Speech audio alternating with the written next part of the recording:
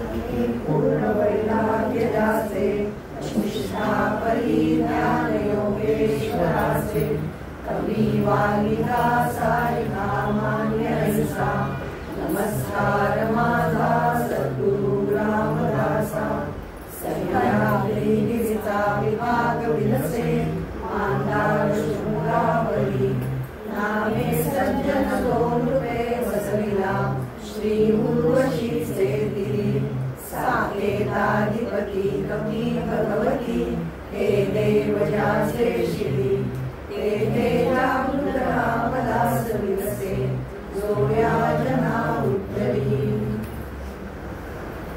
आज आपल्या सभासदचं नाव आहे करंट लक्ष. करंट म्हणजे दुर्दैवी माणूस. आता अगोदर सांगून झालं की देह आहे म्हणून आपण सगळं करू शकतो. देहाचं महत्त्व, नरदेह किती महत्त्वाचा आहे तो मागच्या वेळेस सांगून झाला.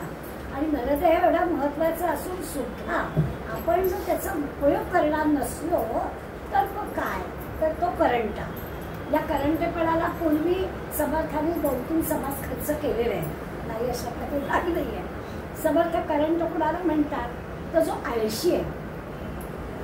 दुर्दैव काही असं येत नाही, असं तर नशिबत असं काही नसतं. जो आळशी असतो आणि ज्याचं चित्त दुश्चित्त असतं, म्हणजे स्वार्थीपणा मनात असतो, दुसऱ्याबद्दल काहीतरी राग असतो, असं चित्त. समर्थांचं करुणाष्टक आहे, चित्त दुश्चित्त होत आहे ताळतंत्र कळेची ना आळसू लागला पाठी कुठी दे रघुनायका, असं समर्थ वर्णन करतात. तर असं चित्त दुश्चित्त ज्याचं आहे, मनामध्ये ज्याच्यासारखं किरमिश काहीतरी आहे आणि भरीला आळस आहे त्याचा, आणि शिवाय अज्ञान आहे, मग मूर्खपणा पण, या 3 गोष्टी एकत्र आल्या की जे काही होतं त्याला करंट, दुर्दैव असा समर्थांचा शब्द आहे. असं नशीब बिशीब हे काही समर्थांना मान्य नाही आहे. तर दुर्दैव म्हणजे काय, तर अशा 3 गोष्टी एकत्र येणार आहेत. तर या समासाचा अभ्यास करताना असं दुर्दैवी जो कोणी आहे, म्हणजे ज्याचा आळस आहे, अज्ञान आहे आणि चित्त पण दुश्चित्त आहे, त्या माणसाला समर्थ सांगतात. मग आपण आपली सुटका करून घेऊया की आपण ते तसं नाही. त्यामुळे खरं म्हणजे आपल्याला यातलं काही लागू नाही असं म्हणायला हो ना. आता योगा शिक्षक आहे, जाऊन योगा करू आलेले आहेत, त्यामुळे किंवा सकाळी एवढ्या लवकर उठून तुम्ही सगळेजण एका चांगल्या सब्जेक्टांचा अभ्यास व्हावा या उद्देशाने आलात, तर तुम्हाला कसं आळशी म्हणणार. ते आळस नाही आहे, मनही आपलं वाईट नाही आहे, मनामध्ये काही कुणाबद्दल वाईट विचार आपल्या येत नाही आहे. आणि मूर्खपण आपल्याकडे नाही, आपण मूर्ख तसं म्हणून घेऊ शकत नाही. त्या 3 गोष्टी खरं तर आपल्याजवळ नाही, ते आपण कुणीच दुर्दैवी नाही होत. पण मग असा नाही त्याचा अर्थ की फक्त दुर्दैवी असणाऱ्यानेच या समस्याचा अभ्यास करायचा आहे. तर हे 3 अवगुण आपल्याकडे नाही. मग आपण काय केलं पाहिजे, आपलं जर चित्त स्वच्छ आहे, आपण जर आळशी नाही होत, काहीतरी सतत काहीतरी करावं असा उत्साह आपल्याजवळ आहे आणि अज्ञान पण आपल्याजवळ नाही आहे, तर आपण काय करायला पाहिजे, हा त्याचा खरा उद्देश आहे. दुसरा महत्त्वाचा उद्देश आहे या समासाचा अभ्यास सांगण्यामागे समर्थांचा, की समर्थांच्या समोर असणारी जी सगळी ही मुलं आहेत यांना एक चांगला वक्ता म्हणून त्यांना घडवायचं. ते जिथे कुठे जातील ते समाजाकडे उभे राहणार आहेत आणि मग समाजाकडे उभे राहिल्यानंतर आपला मुद्दा समाजाला कसा पटवून द्यायचा हे पण त्यांना कळलं पाहिजे. म्हणजे नेहमीच आपण म्हणतो की पूर्ण अभ्यास करूनच जावं. तर या समासात समर्थ वारंवार सांगणार आहे की अभ्यास जर नीट झालेला असेल तरच समोर उभे राहा. समोर असणाऱ्या श्रोत्यांच्या मनामध्ये एकतर शंका येताच कामाने असं आपलं सांगणं असायला हवं, किंवा आणि शंका तर त्या शंकेचं निरसन पण करता यायला हवं. अशा 2 उद्देशाने आजचा समास आहे. त्यामुळे पहिला उद्देश तर चांगलाच आहे की आपल्याजवळ हे अवगुण नाहीच आहे, त्यामुळे अवगुण नसताही आपण काय करावं. आणि वक्ता किंवा कुठलीही गोष्ट आपल्याला एखाद्याला पटवून द्यायची आहे तर त्या दुसऱ्याला ती पटवण्यासारखं आपल्याजवळ शब्द संपत्ती असायला हवं, काहीतरी आपला जो अनुभव असायला हवा, आपण काहीतरी प्रचिती घेतलेली असायला हवी, तर आपला ऐकणार. समर्थ उदाहरणं देणार आहे, अगदी आजच्याच काळातली उदाहरणं 400 वर्षापूर्वी समर्थ देणार की एखादा डॉक्टर आहे, त्या डॉक्टरकडे आपण गेलो तर त्यांनी त्याच्या ज्ञानाचा वापर करून आपला रोग बरा केला पाहिजे. आणि ते जर झालं नाही तर तू कसं रे बाबा डॉक्टर.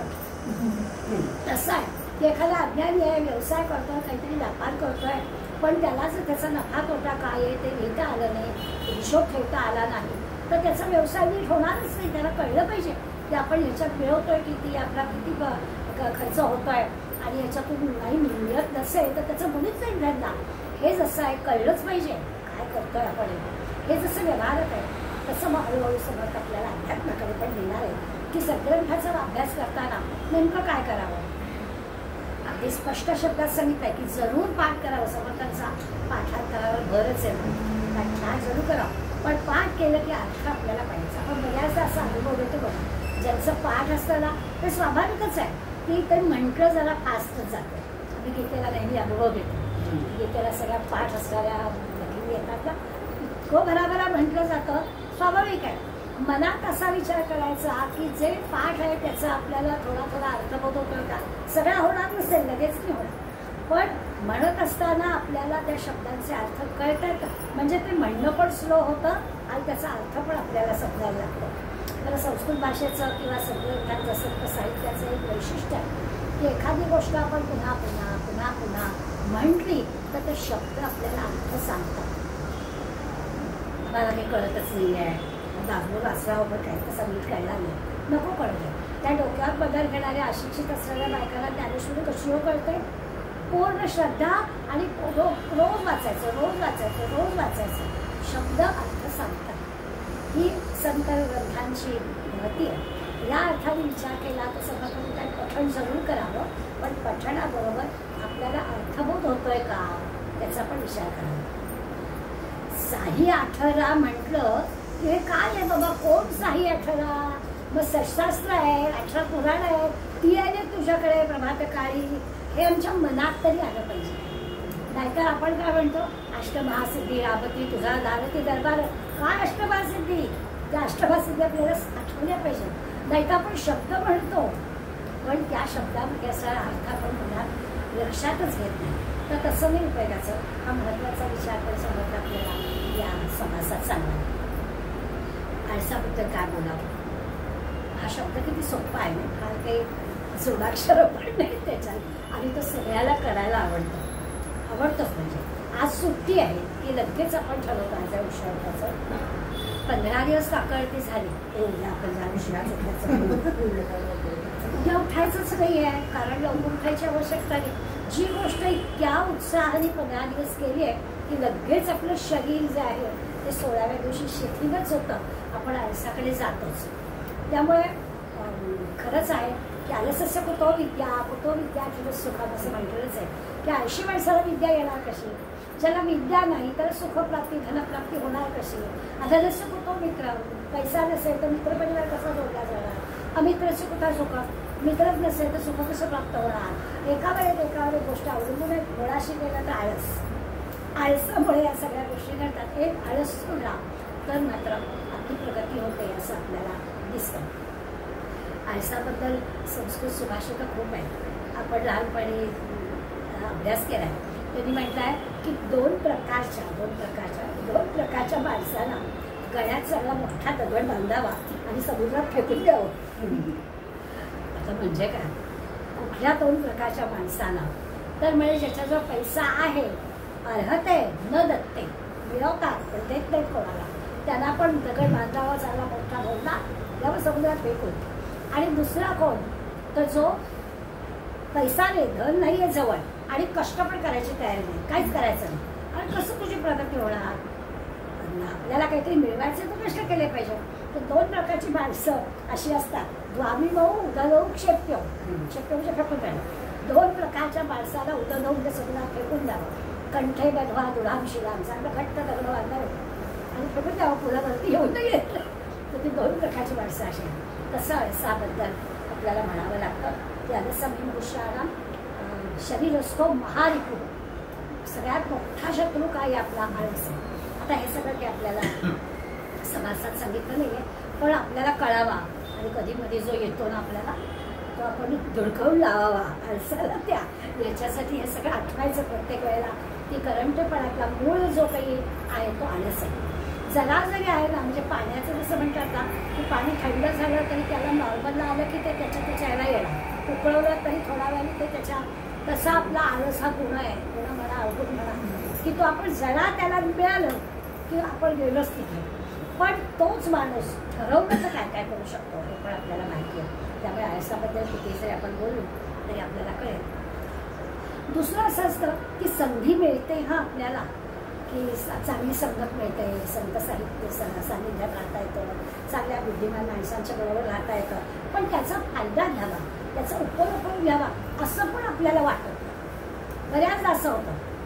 म्हणजे आता तीच काकळकी झाली म्हणून काकळकीची उदाहरणं द्यायची आठवण की आता तिथे परिसरात राहणारी मंडळी ऐकतात, हा भेटले छान वाटतं, हा सकाळी सकाळी, अरे वा, पण मग उपस्थिती का नाही, तर नाही यायचं नसतं. म्हणजे संधी मिळाली, चांगली अनुकूलता जरी असते, हां ज्यांना अनुकूलता नाही आहे त्यांना काही आपण म्हणणार नाही, शारीरिक दुर्बलता असते, घरामध्ये काही असतात, गाडी पकडायची असते, त्यांना कुठे आपण म्हणणार आहोत. पण काहीही नसतं तरी देखील अनुकूलता असून सुद्धा एखादं चांगलं काम चाललेलं आहे तर तिथे जाण्याची वृत्ती होत नाही. अशी पण मंडळी असतात. तर तोही एक प्रकारचा आळसच आहे, करावंसंच वाटत नाही, सगळी अनुकूलता आहे पण नाही करायचं. आता याला काय म्हणावं, एक गंमत म्हणून किस्सा सांगते. आम्ही जमशेदपूरला होतो, महाराष्ट्र मंडळामध्ये लायब्ररी होती आणि मराठी पुस्तकं बाहेर गेलो ना, मराठी माणूस की त्याला भयंकर मराठीचं प्रेम होतं, त्यामुळे मराठी वाचनालय होतं आमचं, मराठी पुस्तकं सगळे तिथे होती. एक दिवस आमचा एक मित्र वाचनालयात आला आणि तिथे ग्रंथपाल जे होते, आता तो ना बरेच वर्ष त्याच मुलखात राहिल्यामुळे तो नोकरी करत होता त्या ग्रंथालयात. तिथं काय पुस्तक आहे, आता म्हणतो सान्निध्य जरी असलं तरी त्याचा उपयोग करून घेतला पाहिजे ना. होता मराठी, जन्माला मराठी म्हणून सांगतात, पण राहिला तिकडे ना पिढ्यानपिढ्या, त्या मराठीशी काही संपर्कच नाही अजिबात. पण पगार मिळत होता ना वाचनालयात काम केल्याचा, तो नोकरी करत होता. तर त्याला सांगितलं होतं की मी जाऊन मला गीता रहस्य काढून ठेवतो, हो मला काढून ठेवतो. आणि मग आम्ही गेलो कामाला, परत आल्यावर आणि मिळालं का पुस्तक, नाही हो शोधलं मी, नाही मिळालं. तर मी शोधलं, असं कसं होईल, आपल्याकडे आहे प्रत, कोणी नेलाय का रजिस्टरमध्ये, बघ कोणी नेलाय का, पण ही पुस्तकं कोणी नेत नाही, अशी आमची चर्चा झाली. त्यावेळेस कोण नेला नाही, असणारच ते. तर म्हणाला, हे बघा रहस्य कथा लिहिलाय ना, काय करावं, रहस्य कथेमध्ये गीता रहस्य शोधायचं झालं. तर ही जी आहे ना, सानिध्यात राहून सुद्धा जराही परिणामच होत नाही, त्याला काय करावं. ही अशी काही मंडळी असतात त्याच्या काही इलाज आपला चालत आहे. ह्याला आपण काहीच करू शकत नाही, पण त्या भोवताली असणाऱ्या वातावरणाचा उपयोग करून घ्यावा. आपल्याला चांगल्यासाठी त्याचा उपयोग होणार आहे. संतांच्या, चांगल्या माणसांच्या सहवासात राहावं. आपण का आपल्या मुलांच्या बाबतीत किती जागरूक असतो की यांचे मित्र कोण आहे, इकडे आपलं लक्ष असतं, पण मित्र कसा असेल त्यावरती स्वभाव बनतो, यासाठी आपल्याला ते करायचं असतं, पण तसं होत नाही. त्यामुळे परिस्थिती कशी असते, तर तो आळशीपणावरती येतो किंवा अज्ञान व्हायला येतं. अज्ञान आळसही दुश्चित्त, म्हणजे इज इक्वल टू करंटेपण असं झालेलं आहे. त्या करंटेपणामध्ये आपण आळसाचा पण विचार केला आणि परिस्थिती अनुकूल असून सुद्धा माणूस काही करत नाही त्याचा पण विचार केला. परिणाम आपल्याला माहिती आहे. खरं तर पुन्हा प्रयत्न केला तर माणसाला काहीच अशक्य नाही. एक 25 वर्षापूर्वी आपल्या ठाण्यामध्ये एक ट्राय शिवणदाराचे क्लास होते, पूर्वी कॉलेजमध्ये असताना होतं. तर मी आपलं पाठी वाचायचे, त्यावेळी मी तिला म्हटलं आपण जाऊया का चौकशीला ते क्लास.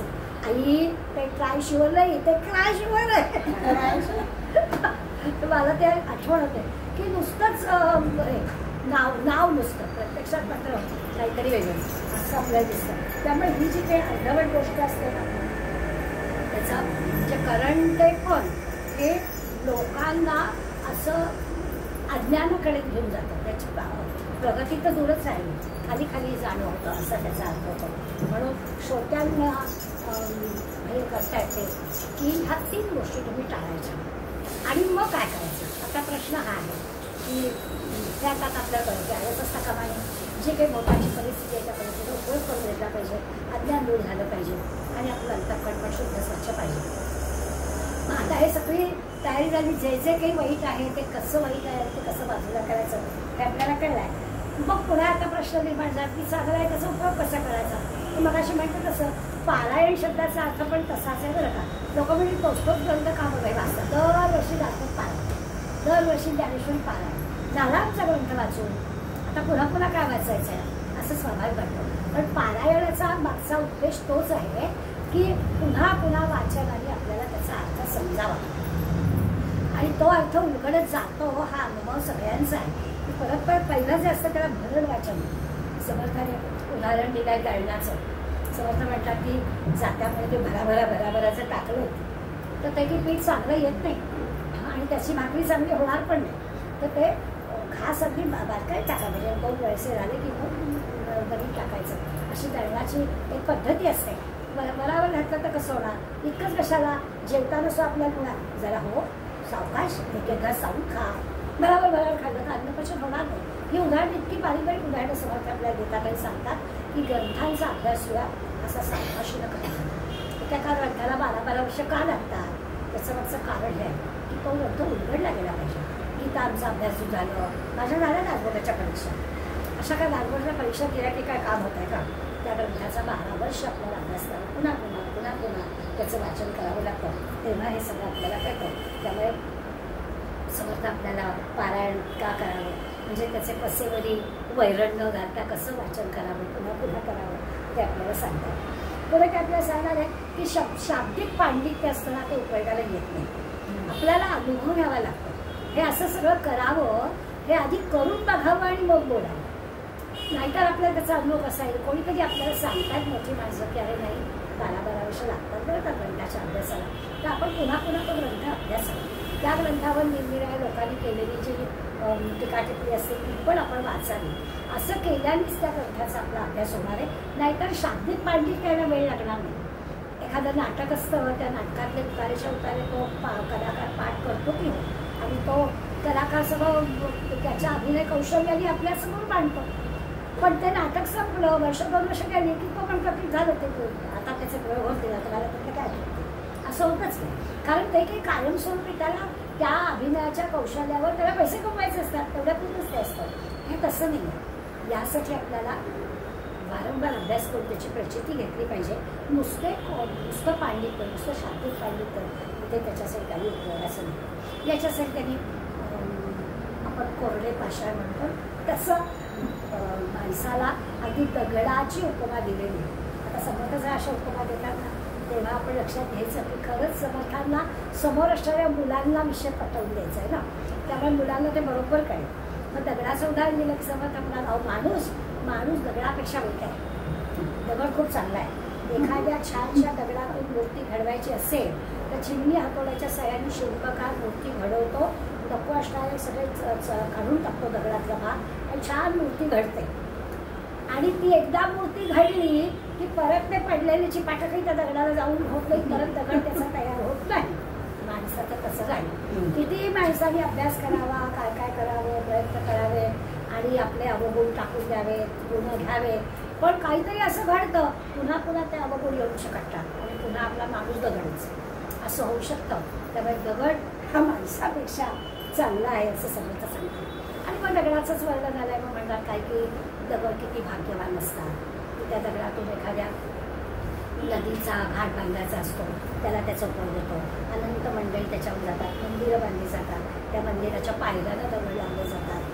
एखाद्या दगडाचं जसं आपण फुलांनी आपल्याला पुष्पकी अभिलाषा नावाची कविता होती लहानपणी, आठवत असेल सगळ्याला. त्याच्यात पण होतं की किती एखाद्या फुलाला किती ठिकाणी याचा प्रसंग येतो. तर ते फूल म्हणतं की माझी अभिलाषा काय आहे, तर ज्यांनी देशासाठी प्राण दिलेला आहे त्या सैनिकाला फूल व्हायला जावं, हार व्हायला जावा, त्या हारात मी असावा अशी माझी इच्छा आहे. बाकी देवाला घालता येतो, माणसांच्या गजरा घालता येतो, फुलाला खूप गोष्टी करता येतात. पण पुष्प म्हणतं माझी अभिलाषा काय आहे, त्याचं असं आहे की त्या दगडाला काय, फुलाला काय, त्याचं आयुष्य जे आहे ते अशा चांगल्या गोष्टीसाठी खर्च करावं लागतं. पण तर माणूस मग आपलं आयुष्य पण चांगल्या कामासाठी खर्च व्हायलाच पाहिजे, याच्याकडे आपलं लक्ष समर्थ वेधून देतात. की नुसतं आपलं तत्त्वज्ञान, नुसतं शाब्दिक पांडित्य सांगायचं नाही आहे, लोकांना ते पटलं पाहिजे. आणि ते कुणाचं सांगणं पटतं, संतांचं सांगणं आपल्याला का पटावं, तर त्याचं अगदी सरळ कारण आहे की संत निस्पृहपणे आपल्याला हे सगळं सांगतात. आणि निस्पृहता असल्यामुळे त्यांना काहीच आपल्याकडून नको आहे हो, ते तुमचं भलं व्हावं म्हणून विचार हे ग्रंथ आपल्यासमोर मांडतात. आणि अशासाठी म्हणून त्या निस्पृहतेमुळे आपण त्यांचं ऐकावं. दुसऱ्या कोणाचं आपण ऐकत का नाही? आपल्याला असं वाटतं की याचा काही त्याच्या मागे स्वार्थ आहे, तो जाऊ सांगतोय हे की आपण सगळं ऐकायची आवश्यकता नाही. पण संतांच्या बाबतीत तसं होत नाही. म्हणून ते आपल्याला सांगताय की प्रवचन कीर्तनाच्या आले त्यावेळेला तेच होतं. आता अनंत गोष्टी झालेल्या आहेत समाजाच्या समोर जाण्यासाठी, पण त्या काळामध्ये प्रवचन कीर्तन होते म्हणून समर्थ कीर्तनकाराला प्रवचनकाराला विशेष करून सांगतात की त्यांनी निष्प्रभपणानं समाजासमोर असे विषय मांडावे की समाज करंटा न होता चांगला समाज प्रगतिशील होईल अशा पद्धतीने सांगतात. साधारणपणे हे ना पूर्वी 17व्या दशकात अशा प्रकारचा विषय आपला झाला आहे. एकंदर असं आहे की जायचं आहे आपल्याला आध्यात्मिक अंतर्ज्ञानाकडे, कारण ते नरदेह मिळालेलाच आहे. आपण गेल्यानं नरदेहाला घबाड पण म्हटलं आणि आता त्या घबाड नरदेहाचं जर नीटपणाने उपयोजन केलं नाही तर काय होईल हे ते सांगण्याचं ते सांगताय की मग काय करायला पाहिजे की समजले आणि वर्तले, कळलंय ना तुम्हाला, मग त्याप्रमाणे वागा. समजले आणि वर्तले त्याची भाग्य पुरुष झाले, त्या वेगळे उरले ते करंटे पुरुष. एवढं सगळं सांगितलं आहे, समजलं आहे तुम्हाला, तर त्याप्रमाणे आपलं आचरण झालंच पाहिजे. आपल्याला नेहमीच लक्षात येतं की समर्थ दंडुका हातात घेतलेले शिक्षक आहेत की ते सांगतात कळलं ना, समजलं आणि वर्तले, मग तुमचं भाग्य उद्याला आलंच, त्याची भाग्य पुरुष झालं, त्या वेगळे उरले. म्हणजे समजलं आहे पण नाहीच वागायचं. सकाळी उठणं नेहमीच फायद्याचं असतं, कळलंय पण नाहीच उठायचं, मग त्याला काय करावं, मग ते करंटे पण अशा प्रकारचं समजावून देऊन समर्थ आपल्याला सांगतात. दुष्टिप्तपणाबद्दल पण त्यांनी सांगितलं की जरा तरी एकाग्रता आहे. अगदी मन स्थिरच होत नाही असं नाही होतं. हा देह छान मिळालेला आहे तर त्या देहाला एकाग्रतेनं खूप गोष्टी करता येतात. आपली एकाग्रता कुठे असते आता आपण त्याची उदाहरणं द्यायची आवश्यकता नाही. आपण बंचुके झालेलो त्यामुळे आपल्याला आपल्या विषयात एकाग्रता असते. 3 तास आपण दुसऱ्याची सुखदुःख पाहतो पडद्यावर, तेव्हा जराही आपल्या इकडे विचलित होत नाही. इतके त्याच्याशी आपला काही संबंध आहे, पण त्याच्या जीवनात येणाऱ्या घटनांशी इतके जुळले जातो की त्याचं दुःख ते माझं दुःख, की लगेच पैसे टाकून रडायला गेलेलो असतोच आपण, असं सगळं आपण अनुभवतो. पण हे सगळं जे आहे ते काही खरं नाही असं ते सांगतात आपल्याला. की दुष्चित्त माणूस जो आहे त्यांनी आपलं हे चित्त कुठेतरी छान जागी एकाग्र करावं. असंच एकाग्रतेनं म्हणजे आपलं वेळही वाया जाते. समर्थ सांगतात एकाग्र चित्तामध्ये बऱ्याच गोष्टी लवकर होतात. आकलनशक्ती आपली वाढते, मननशक्ती वाढते, स्मरणशक्ती वाढते. आपोआपच आपला वेळ कमी वेळामध्ये आपल्याला अनेक गोष्टी मिळतात करायला. बरं आता असं सगळं केल्यावर आपला विषय असतो की आपण कोणाचं ऐकतो, दुसरा कोण सांगेल त्याच्यावर आपल्याला मुळीच विश्वास नसतो. आपल्याला अनुभव लागतो, मग त्यावेळेला स्वतः अनुभव घ्या. मी सांगतो म्हणून करू नका, तुम्ही तुमचा अनुभव घ्या आणि त्याप्रमाणे करा. असा सगळा खरा ज्याला आपण प्रस्तावना म्हणतो ना तसं सगळं गृहीत धरून या सगळ्या आपल्याला जायचं. हे सगळं पूर्वी समजून झालेलं आहे. फक्त आपले दोन्ही हेतू लक्षात घ्यायचे की हे सगळं आता पुन्हा का नव्याने सांगताय. आपण ह्या दशकाचा विचार केला तेव्हाच असं म्हटलं होतं की याचं नावच कोणी बहुजिन्सी आहे. आणि बहुजिन्सी याचा अर्थच काय तर वेगळे विषय वाटतील पण ते जे महत्वाचे आहेत ते परत आपल्याला या 18व्या दशकात त्यांनी मांडलेलं आहे. त्याच्यामधला हा विषय त्यांनी करंटेपण हा नाव देऊन सुद्धा सांगितलंय मात्र अध्यात्माच्या सगळ्या गोष्टी आपल्याला. आणि त्याच्यासाठी हे करंटेपण पूर्वी काय सांगून झालंय ते मुद्दाम मी आपल्यासमोर मांडलं. आता प्रश्न आहे की जसं धार्मिक मोजायचं माप असतं किंवा आपल्या संस्कृत सुभाषितामध्ये डावेचं उदाहरण दिलं आहे की डाव कशी असते की तिला कडू कारल्याच्या भाजीत घाला नाही तर आमरसात घाला, तिला काय आहे तिला त्याचं काहीच लागत नाही. तर असं माणसाने असू नये इतकं निर्लेप हो. किंवा आता दुसरं उदाहरण जसं दिलं की धान्य मोजायचं माप असतं, त्याचं काम नाही नुसतं मोजायचं, ते जराही आपल्याला चिकटून घेत नाही. तसं नाही माणसाने असतं काम. म्हणून ते आपल्याला पहिली सुरुवात करताना सांगणार आहे की आपण आपल्या ज्ञानाचा उपयोग करा. विचार असा करावा की आपल्याला आपल्या जो असणाऱ्या ज्ञानाचा उपयोग झाला पाहिजे. चिकटवून पण घ्यायचं नाही. म्हणजे तो तासभर जो काही आपला अभ्यासाचा आहे तो झाला की आपल्या व्यवहाराला मोकळ असं नाही झालं. त्याचा उपयोग आपल्याला 24 तास झाला असं नाहीतर मग वाचायचं एक आणि करायचं एक. पुन्हा लक्षात येतं की पुन्हा का सांगतात तर ती मुलं आहेत समोर आणि त्या मुलांना समाजाचं नेतृत्व करायचं आहे. आणि मग नेतृत्व असणाऱ्यांनी आपलं एरवीचं वागणं पण चांगलं असलं पाहिजे. लोकांचं लक्ष असतं आपल्याला. या सांगतोय खरा, एरवी कसा आहे. खूप मैत्री झाली ना की मला मैत्री विचारतात तुमची मला भांडणं होती दोघांची. एरवी दासबोध ऐकायचा असतो, त्यामुळे दासबोध ऐकल्यावर मी ना त्याचे मोठे भांडण नसतात.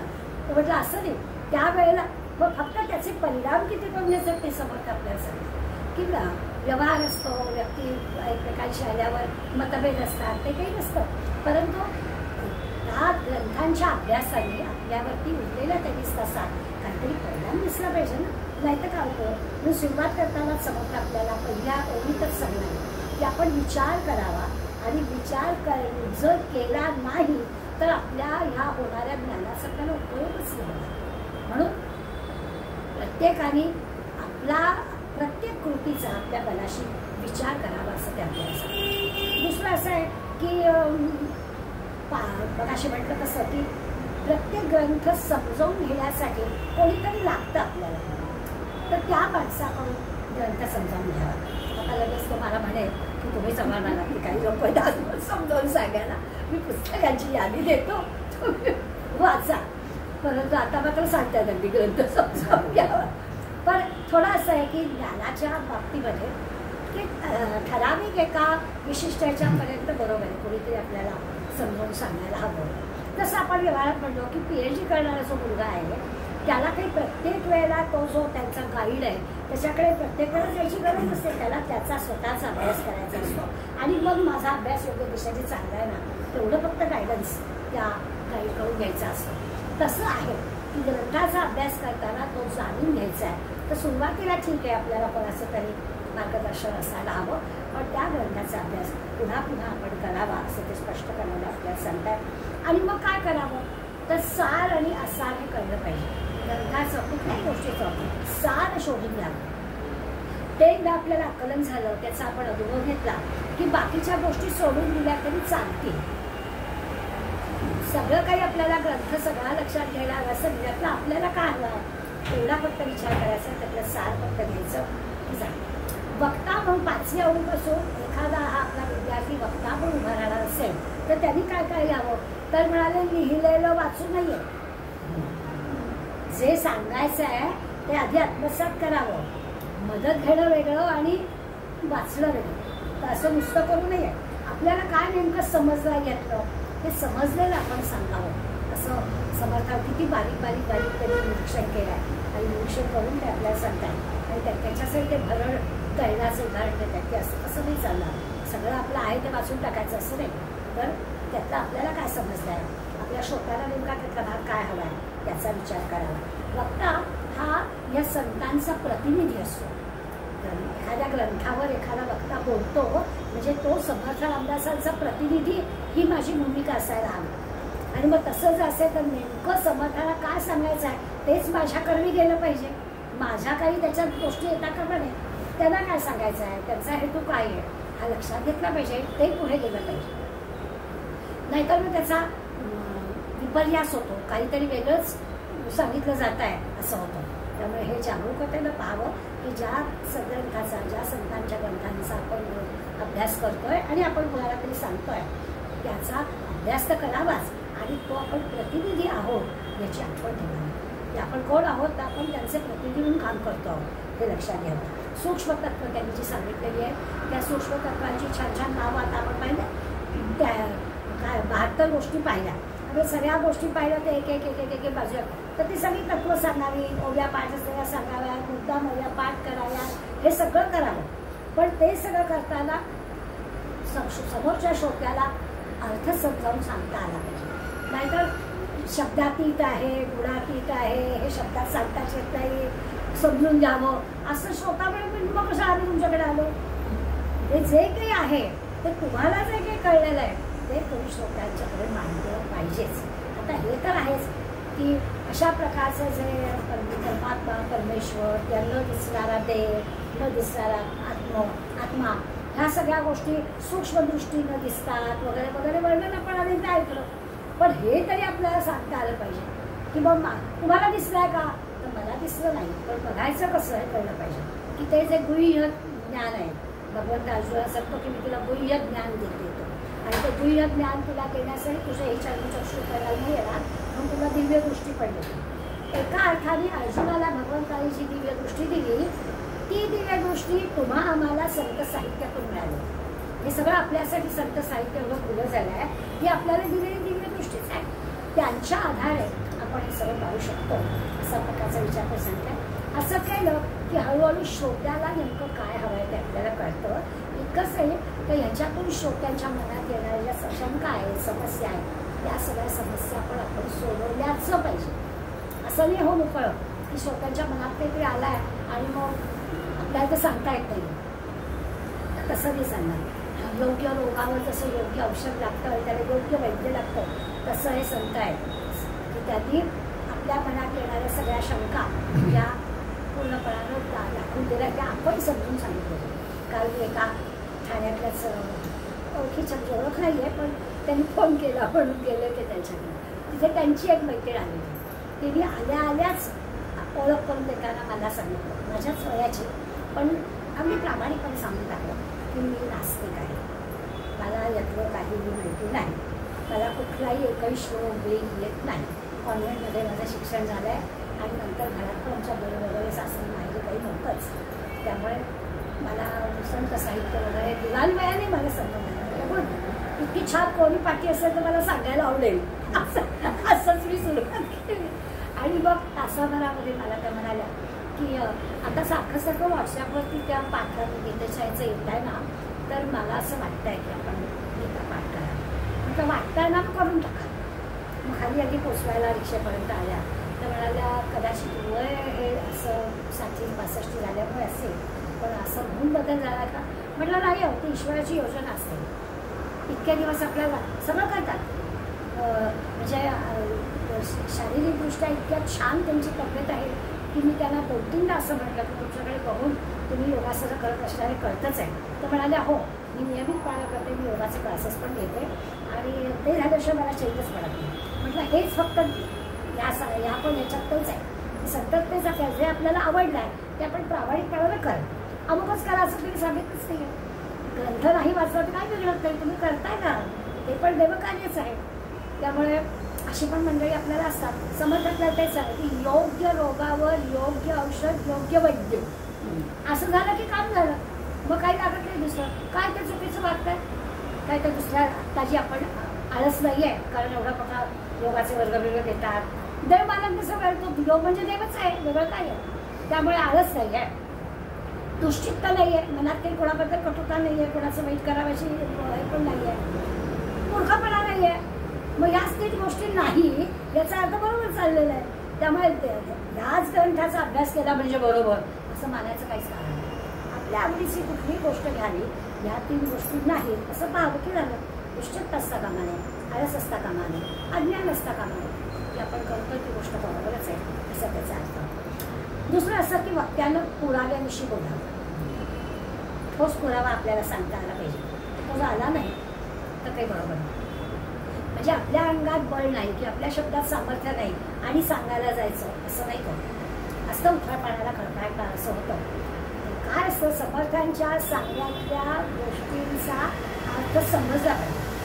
या बाबतीत तर आपल्याला नेहमी अनुभव येतो की समर्थ अभ्यासे प्रगट व्हावे नाहीतर झाकून असावे. उगाच काही जाऊ नये, अभ्यास असेल तर प्रगट व्हावं. आता आमच्या सगळा माणूस बघा तुम्ही सांगितलं ना मग आम्ही नाही बाबा निरूपण वगैरे काही करायला नमस्कार तुम्ही दुसरीकडे कुठेतरी जा पण त्यांनी सांगितलं नाही अभ्यासही प्रकट व्हावे. आमचा काय अभ्यास झाला नाही. मग ते जे जे आपण असे ठावे ते हळूहळू शिकवावे, शाळे करून सोडावे सकल त्यातला मध्य आपल्याला घेता आला पाहिजे. या ज्या त्यांनी अटी दिलेल्या की वक्ता कसा असायला हवा तर त्या वक्त्याला समजा आपल्याला श्रोत्यांच्या सगळ्या शंका नाही पूर्ण करता आल्या तर म्हणा बघ मी अभ्यास करते आणि मी सांगते उद्या तुम्हाला असं म्हणावं. पण जेवढं आपल्याला शक्य आहे आपल्याला कळलं आहे ते कधी सांगायला काय हरकत. त्यामुळे संतांचं सांगणं काय आहे ते नीट समजून घ्यावं आणि त्याप्रमाणे करावं. बरं दुसरं असं असतं की आपण जर म्हटलं की मी ना सगळ्या 18 अध्याय 700 श्लोक त्याचं सगळं समजून घेईन, निरूपण करीन, पाठ करीन आणि मग मला कळलं की मी तुम्हाला सांगेन जन्मजाती होणार कधी आहे म्हणून जे जे आपण असे खावे ते ते हळू शिकवावे. एकच श्लोक कळला का बरोबर तेवढा सांगूया. अभयम सत संशुद्ध ज्ञान योग व्यवस्थित 26 गुण आहेत. ते 26 गुण आत्मसात करायला हवे. एक एक एक गुण घेऊया. कळेल हळूहळू आपल्याला. आपण अभय निर्भय झालं पाहिजे. एवढा महत्वाचा एक शब्द आहे, निर्भय असलं पाहिजे. आपल्याला यापासून झोपेपर्यंत किती गोष्टीचं भय वाटतं यादी केली तर. प्रत्येक गोष्टीची आपल्याला भीती वाटते, कारण नसताना वाटते. आणि समर्थ भगवंत आपल्याला पहिला गुण सांगतात. तुम्ही तो गुण देऊन पाठवलाय तुम्हाला. अभय हा गुण देऊन पाठवलाय. नरदय दिलाय ना, तुम्हाला अभय देऊनच पाठवलं. आणि आम्हाला तो जन्माची मृत्यू सगळ्याची. रात्री आडवं झालं असतं तरी ध्यान लागलं ना, फक्त लावलं. काय भीती वाटायचं कारण आहे. पण सगळ्याच्या भीती. दारा बाहेर गेलं, किती बायका बाहेर ज्याला लिफ्टची सवय ना, ते लिफ्टमध्ये गेलं माझ्याला झेपलं भीती वाटते. बंद पडली तर सारखी भीती वाटते आम्हाला. बारीक सारीक गोष्टींची आम्हाला भीती वाटत असते. तर ह्याला काय अर्थ आहे? त्यामुळे सगळ्या गोष्टींचा विचार करून आपण ठरवायचं संतांना नेमकं काय सांगायचं ते सांगितलं की आपल्याला कळतं. तर याही गोष्टीचं मत आपल्याला पहिल्या 9 गोव्यांमध्ये समजावून सांगतो. आता हे सांगताना थोड्या आता काही आध्यात्मिक शब्द जे जुने झाले जाता आपण 18 दशकापर्यंत ते आपल्याला काही शब्द केले नाही आहे तशातला भाग नाही. समर्थ विवेक योग असा शब्द वापरतात. विवेक योग म्हणजे काय? विवेक शब्द आपल्याला कळतो. योग म्हणजे जोडणं हा शब्द आपल्याला कळतो. तर समर्थ म्हणतात की हा अध्यात्माचा प्राण आहे. विवेक योग हा अध्यात्माचा प्राण आहे. हा समजला पाहिजे. आपल्याला विवेकानं काही गोष्टी जोडता आल्या पाहिजे. आता असा हा जर जोडायचा असेल तर काय करायचं? तर मगाशी जसं आपण शब्द वापरला सार असतात, तसं समर्थक आणखीन एक शब्द वापरतात आत्मा अनात्मा. हे आत्मा अनात्मा वेगळं करता आलं पाहिजे आपल्याला. कसं करता येईल? आत्मा म्हणजे काय आणि अनात्मा म्हणजे काय? तर आपल्याला अनात्मा म्हणजे कळतं हे जे दृश्य आहे की आपल्या देहाचा विचार केला तर हा जो सगळा देह आहे आपला हा अनात्मा. आणि हा देह चालवणारं एक काहीतरी आत आहे. दाखवता येणार नाही आहे, नाव देता येणार नाही आहे, सांगता येणार नाही आहे, किती कुठली यंत्रसामग्री आणली तरी दिसणार नाही आहे. पण आत आहे म्हणून देह चालला आहे हे आपल्याला सगळ्यांना मान्य आहे. आणि ते जे की आहे तो आत्मा आणि देहाच्या सगळ्या गोष्टी आहेत त्या अनात्मा. या आत्मा अनात्मा आपल्याला कळलं पाहिजे. या आपल्याला बाजूला काढता आलं पाहिजे. या आपल्याला बाजूला काढता येणं म्हणजे विवेक. तर बाजूला काढता म्हणजे काय? ते काय तांदूळ निवडायचे दगड काढले बाजूला ते दिसतात आपल्याला. ह्याच्यातून काय दिसणार? त्यामुळे ते सगळं आत्मा बाजूला काढायचा म्हणजे काय? तर जोपर्यंत माझा देह आहे आणि देह चालवणारी आतमध्ये काहीतरी एक शक्ती आहे, त्या शक्तीला नाव देता येत नसलं तरी ती आहे हे मान्य करणं हे बुद्धीनंच जमणार. आणि म्हणून ते जे बुद्धीनं जमणार आहे त्याला विवेक शब्द सांगितलं. त्या विवेकाची जोडणी झाली की आपलं काम झालं. आणि जायचंय कुठे तर त्या ठिकाणी जायचं. बरं, हे सगळं जाण्यासाठी आपण प्रत्येक जण स्वतंत्र स्वतःच्या तंत्राने जाऊ शकतो. म्हणजे ह्याच जिन्याने गेलं पाहिजे असं काही नाही. त्याला आपण नेहमीच्या भाषेमध्ये शब्द आपल्याला माहिती आहे की 2 प्रकार असतात. एक मुंगीचा पिपिलिका मार्ग असतो आणि एक पक्षाचा मार्ग असतो. म्हणजे पक्षी उडून जातो, फळ खातो आणि मुंगी झाडावर चढत चढत चढत चढत जाते फळापर्यंत आणि फळ खाते. फळ खाणारच दोघंही जण, पण दोघांचे मार्ग भिन्न आहे. तसं हे जे विवेक कळलं आहे, आत्मानात्म विवेक म्हणजे काय ते कळलं आहे, याच्यासाठी 2 मार्ग आहेत. एखाद्याला पटकन त्याचं फळ मिळेल. एखादा करंटा असेल बिचारा पक्षी, तो धावत जाऊन फळावर बसेल आणि ते फळ पटकन खालीच पडून जाईल. बसला बिचारा. काहीही होऊ शकतं ना. त्यामुळे विवेक ज्याला कळतो तो बरोबर त्या पद्धतीनं करेल असं त्यांचं म्हणणं आहे. तर ते म्हणे याच मार्गाने जा असताना आपण प्रत्येकजण स्वतंत्र स्वतःच्या तंत्राने आपण करू शकतो. आता ते आपण विसरलोय म्हणून आपण दुसरा कसं जातोय त्याच्या मार्गाने जायचा प्रयत्न करतो. आता तो दुसरा जाणारा आहे तो कोण आहे ते आपल्याला ओळखता आलं पाहिजे. आणि त्याच्या मार्गाने गेलं तर खात्री मिळेल आपल्याला की नाही नक्कीच आपण जे बोलतो ते जे ते संत आहे. म्हणून विवेक म्हणजे काय, योग म्हणजे काय, आत्मानत्व म्हणजे काय, आणि मग त्यासाठी जे काही आपल्याला हवं आहे त्याच्यासाठी मार्ग कुठला. स्वतःच्या तंत्राने जायचं असतं. प्रत्येकाचा मार्ग वेगळा असला तरीसुद्धा आपल्याला ज्ञान झालं आहे तर आपण कोणत्या मार्गाने जावं, ते जे योग्य मार्गाने येणारे आहे ते संत आहेत असं सगळं आपल्याला समजतं या उभ्या उभ्यामध्ये सांगतात. आता ज्ञानप्राप्ती प्राप्तीसाठी किंवा योग्य ठिकाणी जाण्यासाठी आपल्या नरदेहाचा योग्य उपयोग करण्यासाठी हे गबाळ मिळालं आहे. तर याच्या जन्ममृत्यूच्या चक्रातून आपल्याला सुटायचं आहे. त्या सुटण्यासाठी या सगळ्याचा उपयोग आपल्याला करणार. ह्या शुद्ध बुद्धीनं हा सगळा विचार केला की विवेक म्हणजे काय ते आपल्याला कळलं. चांगलं वाईट कळणं हे बुद्धीचं काम. बुद्धीला कळतं आपल्याला काय चांगलं आणि काय नाही. अर्थात बुद्धीचं जरी काम असलं आणि चांगलं मिळावं असं आपल्या प्रत्येकाला वाटत पण असतं, ते मिळण्यासाठी आपण प्रयत्न पण करत असतो. म्हणजे चांगलं वाईट कळणं, त्या चांगलं मिळावं असं वाटणं, ते चांगलं मिळण्यासाठी प्रयत्न करणं, हे सगळं आपल्याला मान्य असतं. आणि असं केलं तर हे सगळं त्या कर्माची बाह्य बाजू जाते. एखादी गोष्ट करायची असेल तर या पद्धतीने आपण ती करतो आणि त्या आपल्याकडून होतं, चांगली गोष्ट. आता प्रश्न आहे आतला. हे जरी असलं तरी हे चांगलं करण्याची इच्छा व्हायला हवी ना. बुद्धी निवड करेल चांगल्या वाईटातून, पण ते करण्याची इच्छा तर आपल्याला व्हायला हवी. ते काम मनाचं. यापूर्वी पण आपण हे पाहिलं आहे की अंतःकरणाचं काम काय, मनाचं काय, बुद्धीचं काय, चित्ताचं काय. त्याचा विचार केला तर ते चांगली इच्छा करणारं मन पण आपल्याजवळ असायला हवं. मग ते मनामध्ये चांगली इच्छा उत्पन्न होते. चांगली इच्छा उत्पन्न झाली की मग बुद्धी त्यातलं चांगलं बरोबर शोधून काढते आणि मग आपण त्याप्रमाणे कर्म करतो. अशी सगळी रचना होते. हे सगळं जे मनबुद्धीचं काम आहे ते सगळं विवेकानेच करावं लागतं. सारखा समर्थांचा जो विवेक शब्द आहे ना, तो आपल्याला उपयोगी पडणार आहे. बुद्धीनं पण विवेक करायचा असतो, मनाला पण, चंचल मनाला पण विवेकाने थांबून धरायचं असतं. आपोआप या सगळ्या गोष्टी होतात विवेकाच्या सहाय्याने, असं ते सांगतात. आता ह्याच्यासाठी मनबुद्धी पवित्र ठेवायला हवी. काही मनामध्ये किरमिश राहायला नको. त्याचा उपयोग काय? त्याच्यासाठी जे काही नीतिधर्माचं आचरण करायला हवं. संत आपल्याला सांगतात योग्य अयोग्य कळतं आपल्याला. त्यामुळे त्या योग्य गोष्टीचं आचरण केलं की आपोआप आपल्याला समजून मिळेल. भगवंताच्या भक्तीनं आपल्या वासना पण शुद्ध होते आणि शुद्ध वासना आल्या की मन पण असंच निर्मळ विचार करेल, काही विचार करणार नाही. म्हणजे पुन्हा त्याच्या मुळाशी काय तर कुठेतरी श्रद्धा असायला हवी. भगवंतावरती श्रद्धा हे केल्याने होणार आहे का अशी शंका नाही मला द्यायची. आता ठरलं आपल्याला करायचं, मग करायचं. मगच आपल्याला त्याच्यातून खरं काय आहे ते प्राप्त होणार आहे. कारण आपल्याला सगळ्यांना माहिती आहे की या सगळ्या विश्वाची निर्मिती पण भगवंतांनी केली हे आपल्याला मान्य आहे. या विश्वामध्ये चांगल्या वाईट गोष्टींचा भरणा आहे. मग जर का भगवंतांनीच हे विश्व निर्माण केलं आहे तर चांगल्या वाईट गोष्टी सुद्धा भगवंतांनीच निर्माण केली. मग त्याला वाईट कशाला पाहिजे? वाईट गोष्ट दिसली तरी भगवंत आठवला पाहिजे. परवाच आपला विषय झाला विभूती सांगितल्या भगवंतांनी. किती विभूती आपल्याला अशा सांगितल्या की त्या वाईटच आहे. द्यूतम खरंय तामस्मी. सगळ्या वाईटातल्या वाईट कपट करणारी गोष्ट द्यूत आहे की नाही. मग भगवंत म्हणतो द्यूत म्हणजे मी. अरे मग कशाला ते निर्माण केलं? आपण लगेच आपल्या मनात प्रश्न असा त्याचा अर्थ दिला. तो म्हणतो या विश्वामध्ये सगळ्या चांगल्या वाईट गोष्टी आहेत. तुमच्याकडे बुद्धी दिली आहे ना, त्या बुद्धीने काय चांगलं ते तुम्ही ठरवा. मग मी द्यूताच्या ठिकाणी आहे असं सांगितल्यावर तुम्हाला द्यूत हे कपट नाही आठवतं का? मी आठवलं पाहिजे म्हणून तिथे दिला. रामकृष्णांचा प्रसंग मी यापूर्वी सांगितला आपल्याला. रामकृष्णांचा एक शिष्य होता आणि खरंच चांगला होता. रामकृष्णांच्यावर अत्यंत त्याची निष्ठा होती.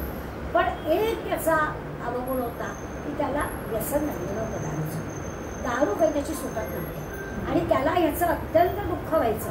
रामकृष्णाला एकदा जाऊन म्हणाला की मला परत नाही का असं होत आहे, माझा तुमच्यावरती निष्ठा आहे, पण घरी गेलो की मी सगळं विसरतो आणि मी व्यसनाधीन होतो. तर रामकृष्ण हसले, म्हणाले काही हरकत नाही. आता संत जेव्हा असं सांगतात आपल्या राष्ट्रीय असं तर सांगितलं आपल्यासारखा एखादा असं तर एक बडकावूनच द्यायला हवी ती रामकृष्णाने की इथे येतोस आणि असं कसं करतोस. जसं म्हणलं ना शाखेत जातोस आणि असं लागलाच. शाखेत गेला वेळेला वाईट वाटण्याचा अधिकारच नाही आहे. त्यांनी चांगलंच वागलं पाहिजे. तद्वत मनात येतं आपल्या. रामकृष्ण हसले आई म्हणे असं काय काही हरकत नाही, तू वेतनच का घे. पण म्हणाले असं कर, त्याचा फोटो आहे ना घरी, फोटोला नैवेद्य दाखव, नैवेद्य दाखव आणि घे. आपल्या लक्षात आलं की नैवेद्य देवाला आपण ज्याला सद्गुरू म्हणतो त्या सद्गुरू या अशा पदार्थाचं नैवेद्य दाखवायचा नाही जमत आणि व्यसन सोडलं. तर ह्या मंडळीला बरोबर माहीत असतं की कुठली कळ दाबली की कुठं काय ओढतं. तसं हे आहे. ते समर्थ सांगतात आपल्याला की तिथं गेलं की आपल्या वासना शुद्ध होतीलच, मनामध्ये असं वाईट येणारच नाही. आणि एकदा का ह्या ईश्वराबद्दलची भावना पक्की झाली, थोडा निश्चय झाला की मग आपल्याला कशाचं भय वाटण्याचं कारण नाही. काही अहंकारमध्ये येत नाही, काही दुष्टता येत नाही, आळस येत नाही. ज्या आपण दुर्गुणांच्या गोष्टी आपण पाहिल्या त्या एक भगवंताच्या निष्ठेचं पक्का स्थान मिळालं की बाकी सगळ्या गोष्टी जातात. असं 3 कारणं समर्थ आपल्याला ज्ञानाची सांगतात. ज्ञान होतं म्हणजे काय, तर 3 प्रकाराने 3 साधन आहे. एक पहिलं साधन आहे की प्रत्यक्ष आपल्याला लागतं. आपलं एखादी गोष्ट आपल्याला कळली, हे कशाच्या आधारे आपण सांगतो, हे प्रत्यक्ष पाहिलं आहे तरच आपण विश्वास ठेवतो. पण समर्थ म्हणतात की ज्या आत्मज्ञानाचा आपण विचार करणार आहोत ते प्रत्यक्ष वगैरे काही पाहू शकत नाही. पण ज्ञानाची प्राप्ती होण्यासाठीची जी 3 साधन आहेत त्याच्यात प्रत्यक्ष ही गोष्ट आहे. प्रत्यक्ष पाहिलं की आपल्याला ते पटतं, त्याला प्रत्यक्ष हे एक साधन आहे. पण आत्मज्ञानासाठी ते आपल्याला पुरेसं नाही. दुसरं आहे की आपण काही गोष्टींचं अनुमान करू शकतो, तर्क अंदाज बांधू शकतो. आणि अंदाज बांधणं हे पण ज्ञानाचं लक्षण आहे.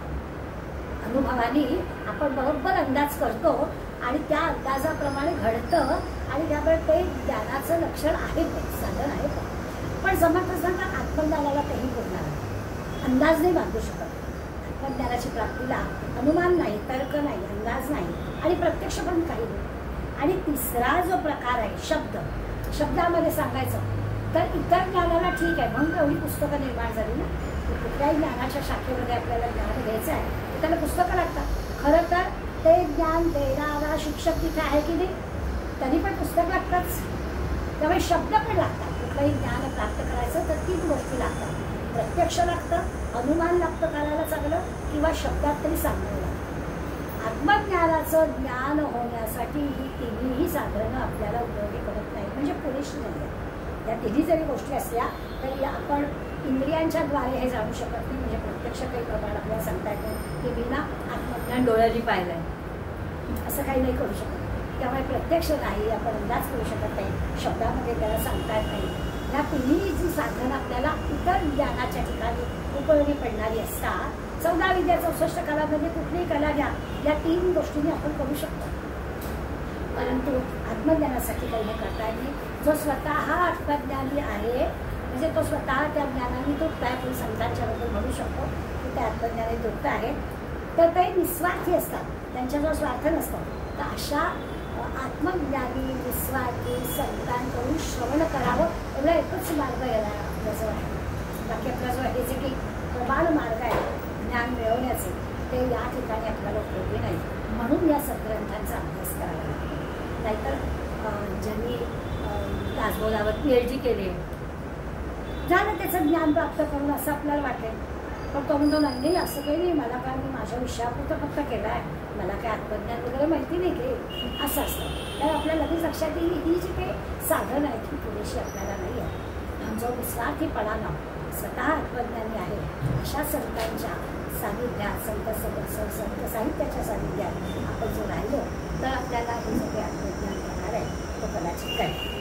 हे जे संत सत्पुरुष आहेत यांच्या म्हणजे यांच्याजवळ असणारी जी काही बुद्धी आहे ती आपल्याला हे सगळं करण्यासाठी आपल्याजवळ ती बुद्धी असायला, त्यांच्याजवळ जे ज्ञान आहे ते ज्ञान करण्यासाठी म्हणजे व्यवहारातली की चातुर्यता अर्थ उपयोगाला पडत. व्यवहारामध्ये डिग्र्या घेतलेल्या आहेत पुष्कळ, मग त्यालाही सोपं जाईल. जसं मगाशी मी म्हटलं की आपण वारीमध्ये डोक्यावर पदर घेणाऱ्या अशिक्षित बायका पाहतो, मग असं वाटतं का की अरे त्यांना पांडुरंगाचं दर्शन होतं, मग ज्यांनी PhD केलेली आहे त्या माणसाला लगेच पांडुरंगाचं दर्शन होईल. तर त्या व्यवहारिक ज्ञानाचा, त्या व्यवहारिक चातुर्याचा, तिथल्या त्या बुद्धीचा या क्षेत्रात काहीच उपयोग नाही. तुम्ही बाहेर किती डिग्र्या घ्या नावापुढे लिहिलेल्या, त्याचा या क्षेत्रामध्ये काही उपयोग होत नाही असं आपल्या लक्षात येईल.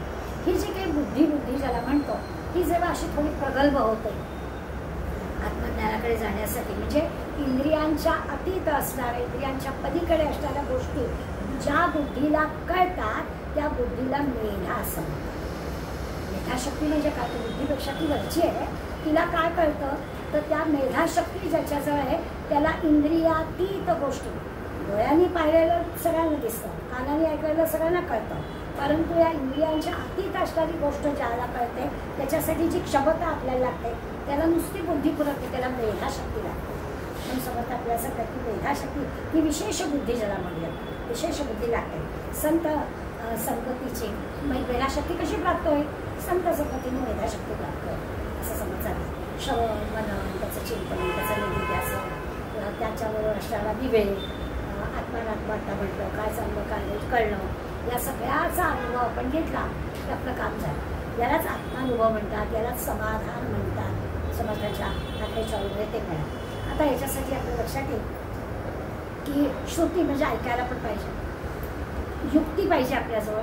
योग शब्द वापरला, जोडण्याची युक्ती पाहिजे, जोडून राहता आलं पाहिजे.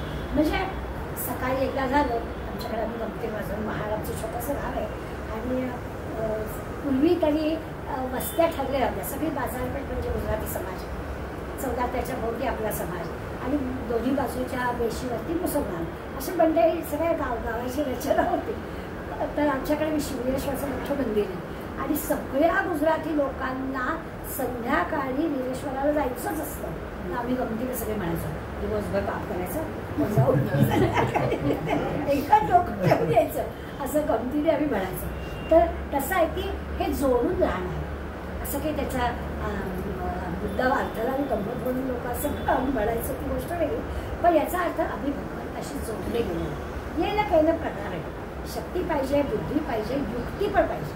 युक्ती म्हणजे काय तर जोडणं आणि आणखीन त्याच्या पूर्वात म्हणजे हा अनुभव पण आपण घेतला. आपला अनुभव कसा असतो की एखादी गोष्ट आपण ठरवली आणि तशी जशी झाली की आपल्याला बरं वाटतं आणि ते जर आपल्यातून झालं नाही तर आपण आधी उठूच झाली आपल्या मनाला, त्याला मी ठरवलं होतं पण झालं नाही, तेवढंच फक्त आपल्याला आठवतं. ते आपल्याला सांगतात की श्रुती, बुद्धी, मेधाशक्ती, युक्ती यांनी आपण जर अनुभव घेतला तर आपण खऱ्या अर्थानं आत्मानुभूतीचा अनुभव घेऊ शकतो. असा सगळा विचार समर्थ आपल्याला समजायचा. आणखीन एक तिसरा विचार समर्थ आपल्याला सांगणार की यासाठी सत्याची कास धरावी. काय वाटतंय ते झालं तरी सत्याचाच विजय होतो असं आपण म्हणतो. आता ह्या वाक्यामध्येच आपल्याला कळतं की सत्याचा विजय होतो म्हणजे शेवटी आपल्याला सत्य, मधला जो पिरियड आहे तिथे सगळं असत्य असतं सगळं. म्हणजे आयुष्यात एखाद्या भ्रष्टाचारी माणसाचं चिक्कार पैसे, चिक्कार भोग भोगले, शेवटी कदाचित त्याला शिक्षा होईल, कारण सत्य काय, सत्य अखेर, आयुष्य काय, असा विचार आपल्या सगळ्यांच्या मनात येतो. समर्थ मात्र आपल्याला सांगतात की नाही, काय वाटायचं झालं तरी सत्याची कास धरावी. हे अनुभवाचे बोल आहेत समर्थांचे. त्यामुळे सत्यानीच वागलं पाहिजे. लोक खोटेपणाने निंदाच करतात. जर खोटेपणाने भ्रष्टाचाराने आपण जर काही केलेलं असेल तर त्या करण्याला लोक बिलकुल चांगलं म्हणत नाही. दिसून आहे लोकांना 5-50 गाड्या दारात आहेत, 5-50 बंगले आहेत, तिकडे पण बंगला आहे, इकडे पण बंगला असे, पण लोक त्याच्यामध्ये निंदाच करतात, लोक चांगलं म्हणत नाही. हा आपला अनुभव असतो. त्यामुळे खोटं करणं हे पापच आहे. कितीही सहन करायला लागलं की सत्याची कास धरावी हे असं का आपल्या समोर. आता या संदर्भात तर काय दृश्य गोष्टींबद्दल बोलायची आवश्यकता असते. आपण दृश्य पलीकडलं जाणून घ्यायला हवं. त्याच्यासाठी आपल्याला चिंतन मनन करायला हवं. म्हणजे आपल्याला मुख्य ध्येय परमात्मा म्हणजे काय तो ओळखता येईल. याचाच विचार करायचा. मुख्य ध्येय स्वरूप परमात्मा याचाच विचार आपल्याला करायचा आहे. तर तत्परतेनं या अशा प्रकारच्या अभ्यासाला आपण लागावं. ते आपलं काम आहे. पुन्हा पुन्हा आठवण करून द्यायचं. हे आपल्याला समोर सांगत नाही. आपण आता खरं म्हणजे पार गेलो. समोरच्या समोरची मुलं आहेत, त्यांचं जीवन सुरू होत आहे. हा जीवन ग्रंथ आहे. त्यामुळे तेच त्या मुलांना सांगताय की काय करा, तर तत्परतेनं अभ्यासाला लागतात. आपलं आता काय झालं आहे, आता आपल्याला अवधी कमी आहे, पण मग आपण आपल्यालाच सांगतो जाऊ दे, कमी तर कमी, आत्ता तर सुरू करू, असा विचार आपल्या मनात येतो. हरकत नाही. पण समोर सांगताय की साधनेला तत्परतेला म्हणजे इमिजिएट. आज कळलं ना, आज सुरू करा. आता वेळ वाया घालू नका. झाले ते झाले, गेले ते गेले, इतके दिवस काय झालं ते झालं, सोडून दिले. आता मात्र वेळ वाया घालवायचं नाही. आता तत्परतेनं कामाला लागायचं. आत्मा अनात्मा, सार असं, चांगलं नाही, हे सगळं आपल्याला कळतं. 2 पद्धतीने अन्वय आणि व्यतिरेक. शब्द काही नवीन नाही आहेत आपल्याला, शब्द माहितीच आहे. तर अन्वयाने किंवा व्यतिरेकाने कुठल्याही पद्धतीने तो अर्थ लावावा. अन्वयाने लावायचं म्हणजे काय, तर देह आहे म्हणून आपल्याला त्या देहाचा आविष्कार आहे. आत्म्यामुळे तो देहामुळे आत्मा कळतोय, आत्मा कळायला देह असायला लागतो. हे जसं आहे त्या दोन्ही गोष्टी अन्वयाने किंवा व्यतिरिकाने समजून घ्याव्या. या विचारानं आपल्याला निश्चितपणे येईल अशी एक खात्री समज आपल्याला देतात. आता हे सगळं तुमच्या आमच्यासारख्यालाच काय दुर्दैवी करंटेपण असणाऱ्या माणसाला सुद्धा जमणार अशी पण खात्री देतात. म्हणजे एखादा म्हणेल बऱ्याच आपल्याला असं म्हणतात तुमचं ठीक आहे, आता तुम्हाला कामं काय आहे म्हणून तुम्ही आजूबाजूचा अभ्यास करताय, त्यात काही चुकलायच आहे. पण असं जरी असलं तरी सुद्धा प्रत्येकाला जे त्याला वाटतं की चांगली गोष्ट करता येईल. आपला मूळ मुद्दा काय की करंटेपण असता कामा नये. त्यामुळे कुणी किती करावं काय करावं याचा काही विशेष नाही आहे, पण आपल्याला करंटेपण असता कामा नये यासाठी आपल्याला काय चांगलं पाहिजे ते कळलं पाहिजे. आता पुन्हा तेच आहे की समोर असणारा जो मुलगा आहे त्या मुलाला समोर तू उत्तम वक्ता व्हायला पाहिजेस, तुला हे सगळं लोकांना पटवून द्यायचं आहे, त्यासाठी तुला ते पटलं पाहिजे, म्हणून तुझा आळस दूर झाला पाहिजे, तुझं अज्ञान दूर झालं पाहिजे, तुझ्या मनात काही वाईट विचार येता कामा नये. हे असं पुन्हा पुन्हा पुन्हा पुन्हा समजतं ते आपल्या समोरच्या समजतं. होतं असं की हे सगळं सांगताना ही मुलं हे जसं काय समर्थांचे महंत म्हणूया मुलं म्हणजे हे सगळे महंत त्यांना जसे हवे तसे घडले पाहिजे. आता असं आहे की समोर असणाऱ्या 1200 गटातल्या समजा सरासरी 12,000 म्हणूया एवढी मंडळी समर्थन तयार केली की सगळीच्या सगळी समर्थन हवी तोच झालेली ते सगळ्या काही कल्याण स्वामी सगळे काही वेदना स्वामी झालेले ते सगळ्या भोवताली सगळ्या प्रकारचे लोक असतात. पण सांगितलं सगळ्यांना त्यातून ज्याला जे जसं झेपेल तसं घ्यावे लागतं. मग म्हणतात की समर्थन की साधारणपणे सर्वसामान्य माणसाला काय तर त्याला प्रपंच करता आला पाहिजे. हेही त्यांनी मुलाला सांगितलं. प्रपंच न करता तुम्ही सगळे माझ्याच संपर्कात सामील व्हा असं काही समर्थांनी सांगितलं नाही. म्हणून हे सांगताना हेही लक्षात घ्यायचं की तुमचा प्रपंच पण नीट झाला पाहिजे. उद्या तुम्ही प्रपंचाला सुरुवात करा तर प्रपंच पण नीट व्हायला पाहिजे, पूर्णार्थ पण नीट व्हायला पाहिजे. प्रपंच धड झाला नाही तर लोक आपल्याला नावं ठेवतील. मग गेल्याच कशाला तिथे 12 वर्ष तर समर्थांच्या आणि उपयोग काय झाला त्याचा असं पण चालणार नाही. त्यामुळे कुठेही अस्थिरता येणार नाही. ज्या ठिकाणी आपण पाऊल टाकू त्या ठिकाणी आपण चांगल्या पद्धतीने काम करू. सगळीकडे की नाम घ्या, साधना करा, परमार्थ घ्या, सदग्रंथ वाचा असं नाही. या सगळ्याचा उपयोग प्रपंच गोष्टींमध्ये सुद्धा आपल्याला करता आला पाहिजे. पुन्हा पुन्हा आता याच दशकामध्ये आपल्याला निद्रेवरचा पण समाज अभ्यासाचा आहे. तर या सगळ्या मागचा उद्देश समर्थांचा लक्षात घेतला पाहिजे. समर्थांच्या समोर असणाऱ्या मुलांसमोर आळस शब्द करणं म्हणजे काढायची जरूर नाही आहे. पण समर्थांचा समोर असणारी मुलं एखाद्या शिबिरात असल्यासारखीच राहत होती ना. पहाटेपासून उठायचं आणि त्यांच्या कामाचं जर आपण हे पाहिलं तर त्यांना आळस कुठून येणार. पण तरीसुद्धा आपल्या आयुष्याची हात घालता कामा नाही. आणि समर्थांच्या गोष्टी आपल्या सांगितलं आणि साला आणि निद्राला पण आपण दिलं पाहिजे. जर का असं आपल्याला करता आलं नाही तर आपल्याला माणसाचं जन्म होतं काय तर माणूस त्यामुळे याच्यामध्ये आपण अडकताच कामा नाही. नुसती श्रद्धा आपल्याला पूर्णार नाही. कोणी काही सांगितलं तर आपल्याला खरं वाटतं लगेच, पण एवढा आपल्याला पूर्णार नाही. तसं नेहमी आपण म्हणतो की आपला पटकन विश्वास नसतो कोण काय सांगेल त्याला. आपला मनुष्य स्वभावाला असा असतो आणि आज जे सांगितलं आहे त्याच्या बरोबर विरुद्ध उद्या सांगितलं तर तेही आपल्याला पटतं. आता याला काय करावं. आज एखाद्याने सांगितलं बरोबर आहे बरोबर विरुद्ध उद्या सांगितलं हो हो मला कालच वाटलं की मला तू म्हणजे तुम्ही बरं काय अर्थ आपला काहीतरी निश्चय पाहिजे की नाही. त्यामुळे आपला निश्चय नसतो. आपलं कमी कळतं. आपण जसा समाज सांगायला तसं आपण समाज पतित प्रवाह पतित असतो आणि त्यामुळे आपली गडबड होतो. पुलं नेहमी सांगायचं की आम्ही ज्याचं भाषण ऐकतो ना त्याचा पक्ष चांगला असावा. निवडणुका जवळ आल्या की ज्याचं भाषण ऐकायचं ना याला फोन दिलं पाहिजे. काही करेल ना देशाचं तर हाच करेल. दुसऱ्या दिवशी दुसऱ्या पक्षाच्या नेत्याचं भाषण की त्याचंच बरोबर काय जो तो आपलंच हे कळणार. त्याचमुळे त्याचा विचार पाहिजे की नेमकं इथलं काय बरोबर आहे काय चूक आहे कोण कशासाठी काय सांगतात. त्यामुळे दिशाहीन असणं बरोबर आपल्याला योग्य दिशेला जायला पाहिजे. शास्त्रीय भाषेमध्ये एक 4 शब्द आहेत. त्या शब्दांचा आपण विचार केला तर की केवळ प्रज्ञा. केवळ प्रज्ञा म्हणजे फक्त बुद्धी कामाची नाही. हुशार असतात बुद्धी असते माणसाला ज्ञान पुष्कळ असतं ते बरं त्यांना वेगळं आहे. किंवा केवळ प्रज्ञा असा शब्द आहे त्याला, की नुसती बुद्धी उपयोगाची नाही, किंवा केवळ उत्साह, प्रचंड उत्साह असतो. त्या उत्साहाला योग्य पद्धतीने गेलं पाहिजे, वळल्या मिळून नाही तर मध्येच काहीतरी कोण बसायचं त्या उत्साहाच्या भरात. तर तसं नाही चालला, दिशाहीन भटकंती नाही होता. त्या उत्साहाला योग्य मार्ग दिला पाहिजे असं आपल्याला कळतं. केवळ स्मृती असा शब्द आहे. केवळ स्मृती म्हणजे फक्त, केवळ या शब्दाचा अर्थ फक्त. केवळ स्मृती म्हणजे नुसतं शाब्दिक कसं होतं, मला सगळं येत आहे, मला सगळं माहिती आहे, त्याप्रमाणे आपल्याला वागता आलं पाहिजे. तर नुसतं स्मृती असा नाही, त्याचा खरा अर्थ कुठल्या वेळेला कुठली गोष्ट जपली पाहिजे. आणि चौथा शब्द आहे केवळ समाधी. हे सगळ्यांना आपल्याला शंकर अभ्यासकारांच्या गीता सागरामध्ये वाचावी, सागरच होतं तर खूप गोष्टी त्याच्यात आपल्याला मिळतात. तर केवळ समाधी म्हणजे काय, तर सगळ्या संतांच्या किंवा विचारवंतांच्याकडे आपल्याला दिसतं की समाधी हा उद्देश ठेवून नव्हता त्यांचं काय, त्यांचं काय. ज्ञानेश्वर माऊलींनी समाधी घेतली, त्यांचं जे ठरलेलं काम होतं ते पूर्ण झालं आणि त्यांनी त्यांची समाधी घेतली. तर केवळ समाधीचा अर्थ त्यासाठी नाही करायचा आहे. आपण या देहामध्ये असताना समर्थांसारखा संत आपल्याला सांगतो की तुम्ही लोकसंग्रह करा, केवळ समाधीकडे जाऊ नका. तुमची काय मुक्ती मिळायचं आहे, मोक्ष मिळायचं आहे ते होईल, व्हायचं तेव्हा, पण लोकसंग्रह असला पाहिजे. आपल्याकडे श्रीमंतीची व्याख्या करतात, म्हणतात की ज्याच्या दारात चपला जास्त तो श्रीमंत, ज्याच्या बँक बॅलन्स जास्त तो श्रीमंत नाही, काही माणसं ज्याच्याकडे जास्त तो श्रीमंत असं म्हटलं जातं. म्हणून सगळ्या गोष्टी सम्यक योग्य पाहिजे, एवढंच असं नाही चालणार.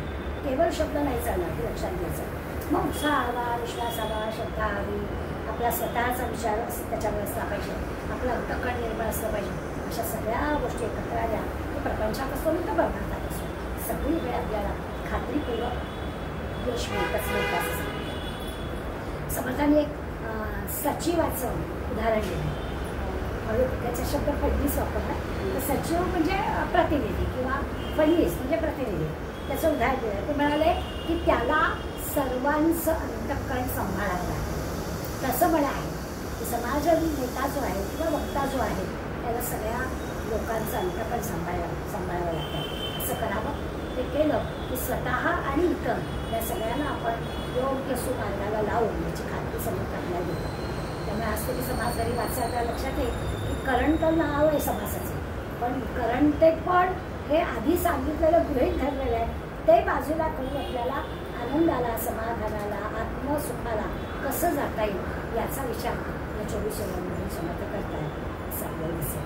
छान छान उदाहरणं दिले आणि सहज आपल्याला समजेल असा समस्या जरूर घडलेला वाचा. तव स्मरण संतत स्फुरणदायमागडो